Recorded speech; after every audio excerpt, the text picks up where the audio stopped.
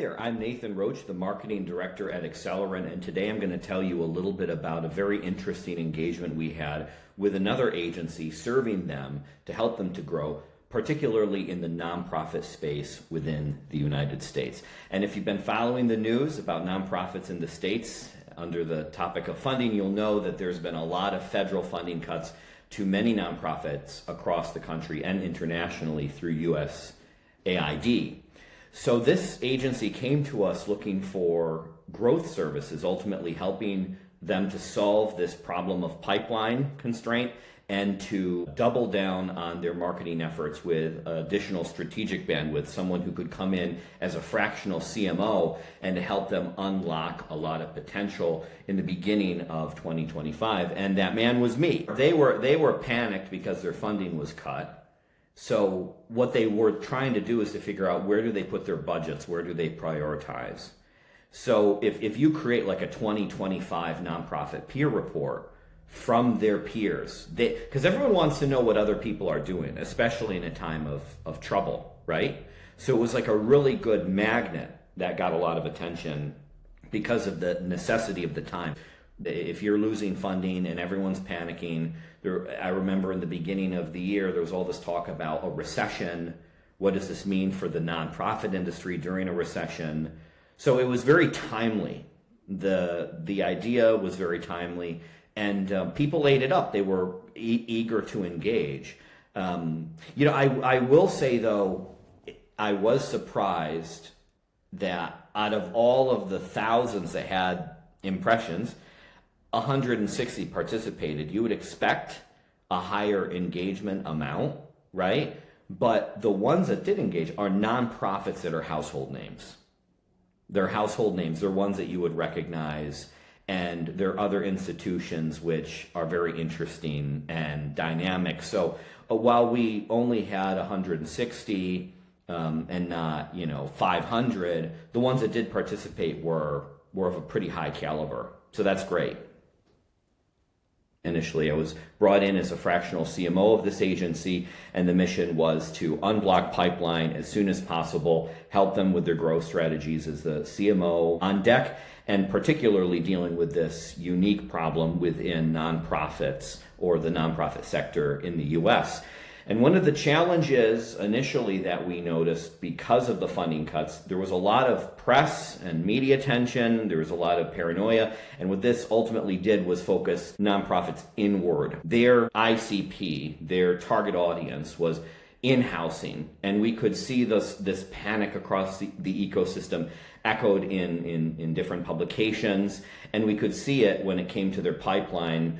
Towards the end of 2024, it was really tapering off. And while that rhythm was normal for this agency, not at this level, this was far too low. And it had to do with this panic and this movement towards in-housing and not partnering externally, which of course has been is a big issue for an agency focused on this sector in particular. While we came in to help them with inbound initially, just in terms of having the lights on, so to speak, with traffic and conversion, the situation that I described made that campaign long-term. It was not producing the short-term wins. Even with technical SEO fixes, publishing content, this helped get traffic up. We invested in pages that had been doing very well, but just SEO wasn't cutting it. And I think this is the same for a lot of agencies and organizations today.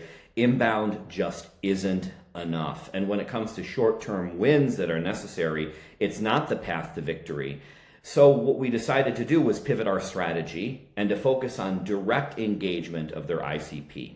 While the inbound marketing project continued for long-term gains, we were looking short-term at bringing in ideal customers with different tactics, not organic search results based, but particular sales support and engagement tactics.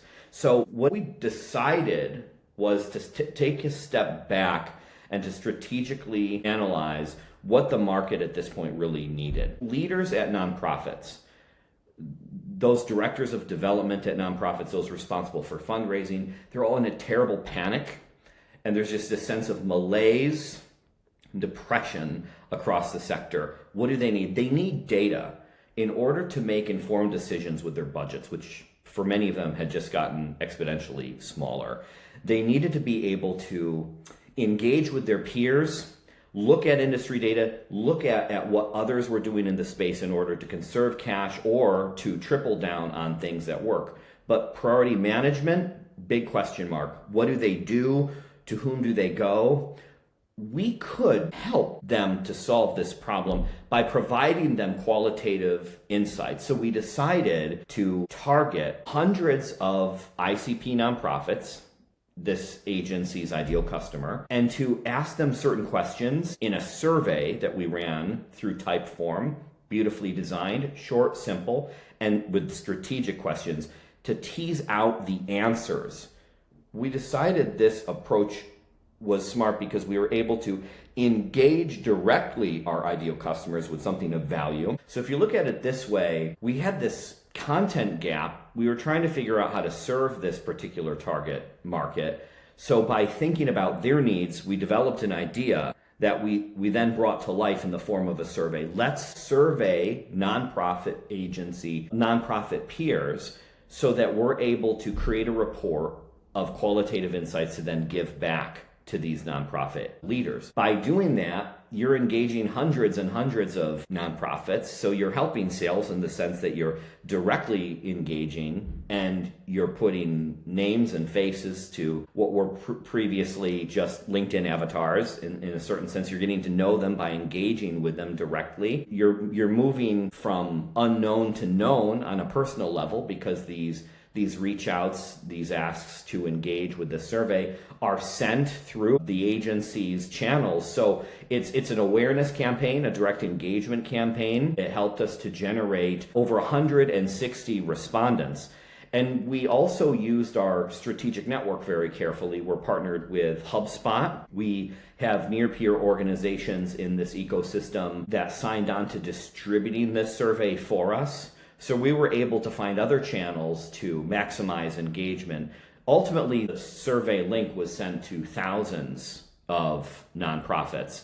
And the result, with 160, we isolated about 60 of them were ideal customers for this particular agency, our client. We were able to publish this report on the agency platform, their website, which is now a lead generation magnet for those nonprofits that are looking to read these insights. So it doubled down on the long-term inbound strategy.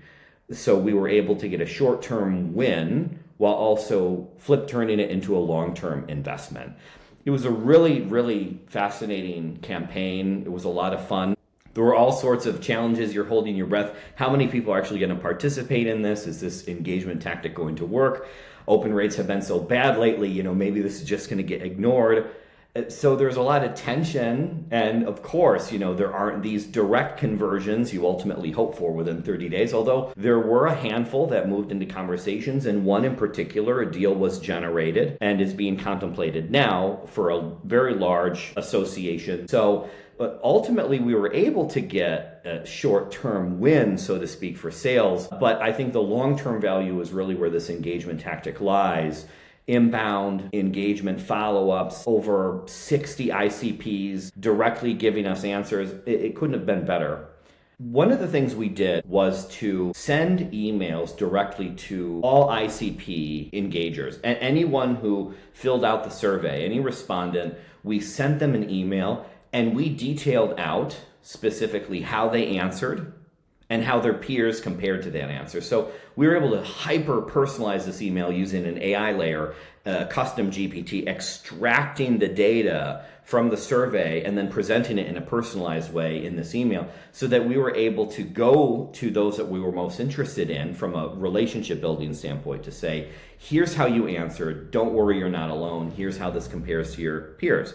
By doing this for a number of handfuls out of the 160 respondents, we were able to personalize our messaging and introduce the sales team with a value-first approach.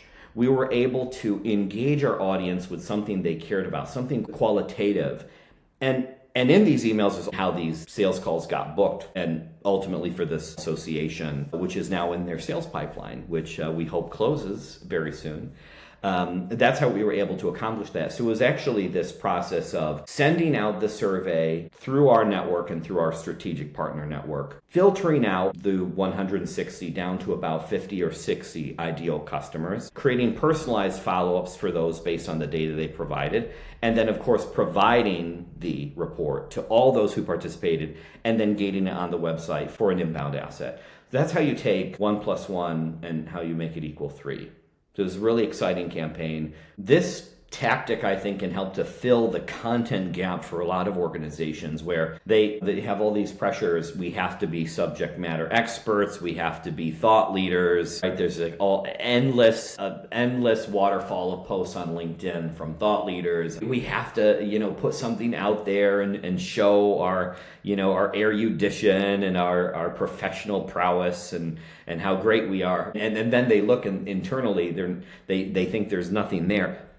Recycle. It's a recycling tactic. You're going to your ICP, your ideal customer, and you're creating something with your target market. And you're feeding that back to the target market. You're using your target market as a means to create that content. And you're layering your expertise on top of that, right? So if I go to the target market and I ask, what matters to you? And I do that in a targeted way to a group of ideal clients. I'm able to take that information and do all sorts of things with it. I can recycle it, I can add my expertise on top of it, and I can feed it back to them. So you start with nothing and you create something, and you create that something with your target audience, right? And this helps to fill the gap, because I think a lot of times people sit around, they're like, well, what do we create? What do we do? It's very hard to do that in-house. And it's hard to do that in-house in a way that matters to things that are outside of your organization. Go outside of your organization and engage directly your target market. Create something with them, for them. Don't do something in an echo chamber and think that you have to spin up some series based on, your experience and your intellect alone. Go out and engage them and recycle that energy into something valuable. You can create something from nothing by doing that.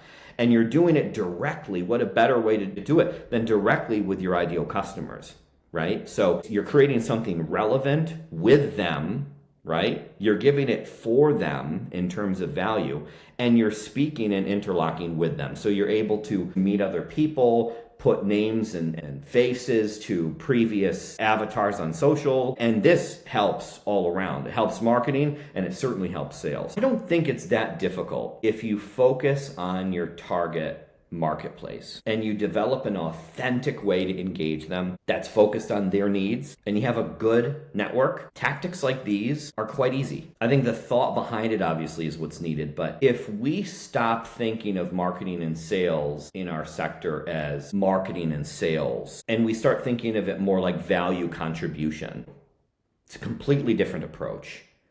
If we could just get that mindset changed, I think that we would unlock a lot more value. One of the biggest fumble moments was there are a lot of things to track when you're running a campaign like this, and it can be very easy to mess it up. So there were a couple times when tracking was a little bit wonky, because you have to look at like link clicks, open rate. You have to have metrics across this campaign journey so that you can see who's engaging, what they're engaged with, if they're leaving and coming back, how many times. So there's a lot to be tracked. So I think in that there were a couple of mistakes that we made. But at the end of the day, it was very easy to, look at a handful of metrics to show that the campaign was indeed working and is running on time, right? But I suppose the primary thing is that you're getting responses. And those responses are from organizations that you're interested in engaging with directly with something of value. So I think the North Star here for us was relevant engagement from relevant organizations. One of the big learnings that we had was the power of really leaning in with partners, using partner networks to promote offers. If you can find a symbiotic organization, an organization that offers something that isn't competitive to your product or your service or what it is you're trying to do, and they're offering something perhaps complementary even to yours, There's no reason collaboration isn't possible. Network sharing is incredibly valuable. So for us, in this engagement, this particular client had 3 different networks, 3 different partner organizations that we were able to establish to promote this initiative. So I think one of the biggest learnings I take away from this: don't limit your promotional activity to your research-based list building in your network. Lean in with other organizations that have symbiotic services, people who you know have network reach that you do not. If you bring them value with this engagement tactic in exchange for the promotion, it's a win-win situation. So look for that. There's more for everybody when people collaborate in this way. And ultimately, I learned that from open source, which we used to call we still call it that, co-opetition, organizations contributing to something together for mutual benefit.